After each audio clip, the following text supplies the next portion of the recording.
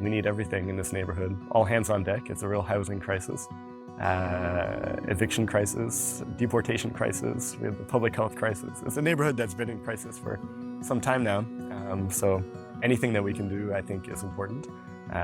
That's why I like the project with the bonds, brick by brick. It's a small project, but it'll help. It'll open 20, 30 doors. These are people who need it and need to be able to stay in their neighborhood and have quality, affordable homes. I'm a public health nurse here in Parc Extension, which is also the neighborhood in which I live in Montreal. It's the best neighborhood because of the people. It is also one of the poorest neighborhoods. My neighbors are very low income and are of uncertain immigration status. Often they come on one visa, maybe they're overstaying, they're applying for something else. They're hoping for a better life. And before that was possible because you could save and make a down payment perhaps and hope to stay.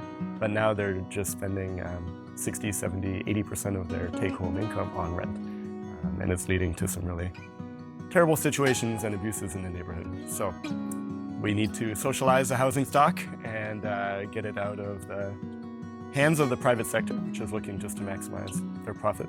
At the Tenants' Rights Committee, where I volunteer, we're seeing more and more cases of evictions, rent-evictions, repossessions, and just terrible abuses from landlords. Part of the solution is selling bonds and having nonprofit housing of the type that Brick by Brick is proposing and has been for years, and now finally has one of these 5 sites and will be developing over the next few years. So I'm very glad that the bond that I bought probably like 6 or 7 years ago now is finally being put to good use, and will be transforming a former paint factory in the middle of a residential block and across the street from a park and an arena.